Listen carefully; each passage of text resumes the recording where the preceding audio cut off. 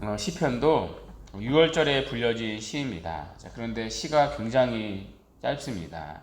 시편 150편 가운데 가장 짧은 시가 오늘 이 시편 117편입니다. 두 절밖에 되지를 않는데요. 더군다나 표제어도 없어서 누가 어떤 배경에서 쓴 시인지도 알 수가 없습니다.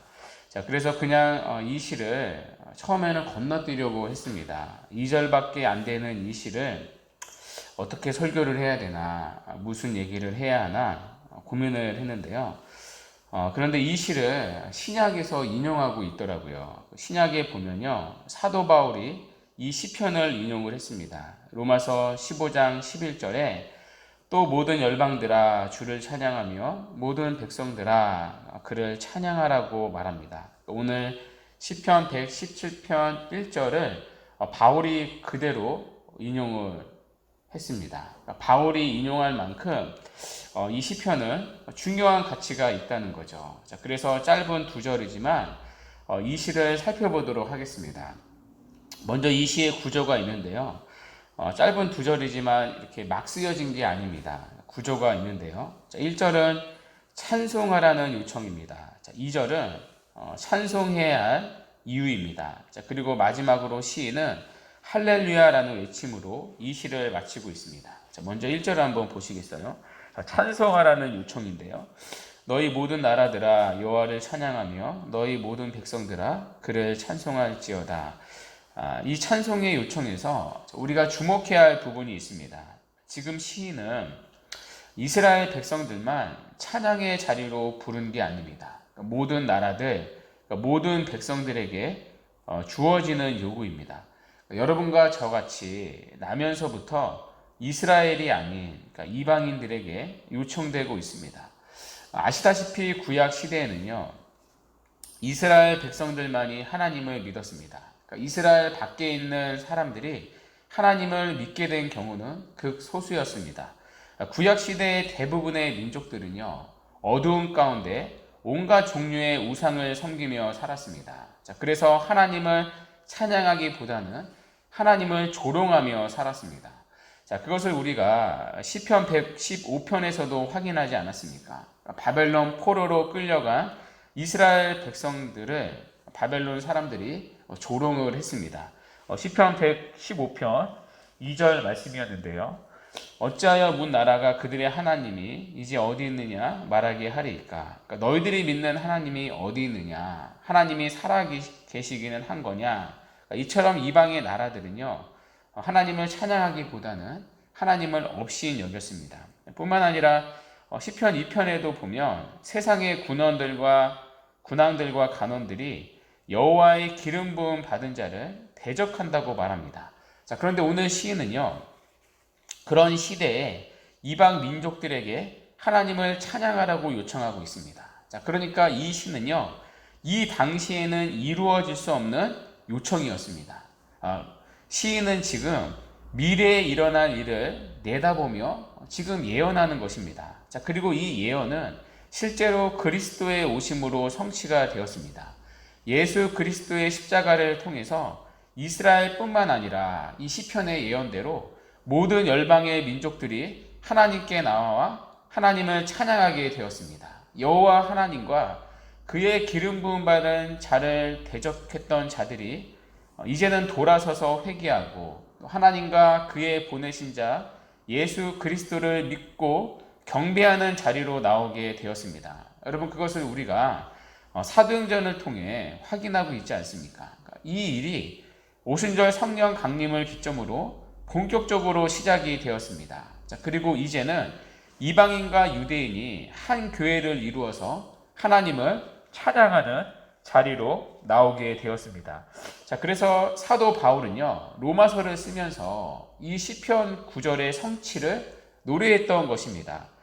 오늘 이 시편에서 예언한 하나님의 위대한 구원의 계획이 그리스도를 통해 이루어지게 되었습니다. 자, 그리고 사도 요한은요, 이것이 어떻게 완성될지를 보여줍니다. 자, 그 장면이 요한계시록에 나오는데요. 요한계시록 7장 9절에 보면 각 나라와 족속과 백성과 방언에서 아무도 능히 셀 수 없는 큰 무리가 나와 하나님과 어린 양을 찬양하는 장면이 나옵니다. 자, 그러므로 열방으로 이루어진 신약의 교회는 어쩌다가 생겨난 교회가 아닙니다. 자, 구약 시대에는 생각하지 못했는데 어쩌다가 세워진 교회가 아닙니다. 하나님은 이 교회에 대한 원대한 비전을 처음부터 가지고 계셨습니다. 자, 비록 이 시편이 쓰여질 당시에는 불가능해 보였지만 오늘 시편의 예언은 신약에서 성취가 되었습니다. 자, 그래서 오늘 시인은요, 그것을 미리 내다보면서 모든 민족을 찬송의 자리로 초대하고 있습니다. 자, 이어서 2절은요, 찬송해야 할 이유를 제시합니다. 자, 우리말 성경에는 번역이 안 되는데요, 2절의 시작은 왜냐하면 이라는 이유로 시작합니다. 자, 그래서 영어 성경을 보시면 이 for라는 전치사로 시작을 하는데요. 자, 시인은 2절에서 왜 신자들이 하나님을 찬양해야 하는지 두 가지로 말합니다. 첫째는 여호와의 인자하심이 하나님의 백성들에게 매우 크시기 때문입니다. 그러니까 여기 여호와의 인자하심은 우리가 이제 시편을 살펴보면서 종종 살펴봤던 단어인데요. 하나님의 변함없는 사랑을 말합니다. 언약에 실패하지 않으시는 언약적 사랑, 그러니까 변함없는 사랑을 뜻합니다. 자, 그래서 이 사랑은요, 우리가 세상에서 듣게 되는 사랑과는 다릅니다. 하나님의 사랑은 모자르거나 모난 구석이 없습니다. 하나님께서는 그의 백성을 사랑하는 데 있어서 끝이 없으시고 무궁하시고 멈춤이 없으시고 실패가 없으신 영원한 사랑입니다. 하나님께서는 그의 백성들에게 전적으로 헌신되어 있습니다. 우리를 절대로 떠나지 않으시고 버리지 않으시는 그 사랑입니다. 우리의 여러 연약함과 또 모자람과 잘못에도 불구하고 우리를 결코 버리지 않으시는 사랑입니다. 하나님의 사랑, 이 변함없는 사랑은 언제나 영원하다고 오늘 시인은 말하고 있습니다. 자, 그런데 특별히 시인은요, 그 인자하심이 크다, 위대하다고 말합니다. 여러분, 여기 크다에 해당하는 히브리어 단어는요, 단순히 대단하다, 위대하다, 크다라는 뜻이 아닙니다. 여기 크다라고 하는 것은요, 군사적인 용어인데요, 굉장히 강력하고 언제나 이기는 능력의 큼을 말합니다. 하나님의 사랑은 이기는 사랑이라는 것입니다. 마치 이스라엘 백성들을 애굽에서 꺼내실 때에 그 이기는 사랑을 말합니다. 자, 그리고 이스라엘 백성들이 광야에서 불순종하고 퇴역했을 때에도 보여주셨던 그 이기는 사랑을 말합니다. 자, 그리고 예수 그리스도께서 그의 십자가 위에서 승리하실 때 보여주셨던 그 이기는 사랑을 말합니다. 자, 그래서 이 사랑의 능력은요, 사단의 모든 진을 파하고 모든 권세를 깨뜨리고 이기고야만은, 우리를 구원해 내시고야만은 그 이기는 사랑을 말합니다. 자, 이 여호와의 위대하고 강력한 사랑이, 이기는 사랑이 우리에게 향하고 있다고 시인은 말합니다.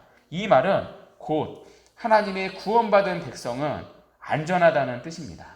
마귀가 우리에게 힘없이 덤벼든다 할지라도 우리는 안전하다는 사실을 보장합니다. 왜냐하면 우리에게 향하신 하나님의 사랑은 이기는 사랑이기 때문입니다. 우리의 반역을 이기고 우리의 불순종을 이기고 마귀의 시험을 이기는 사랑이기 때문입니다. 이것이 바로 하나님을 찬송할 첫 번째 이유입니다. 자, 두 번째 이유는 2절 하반절에 있습니다. 여호와의 진실하심이 영원하시기 때문입니다. 여기 진실하심이라는 말은요, 다른 말로 성실하심으로 번역될 수 있습니다. 이 성실하심은 약속을 지키시는 성실하심을 말합니다. 하나님은 약속하신 바를 반드시 지키시는 신실하신 분이라는 뜻입니다.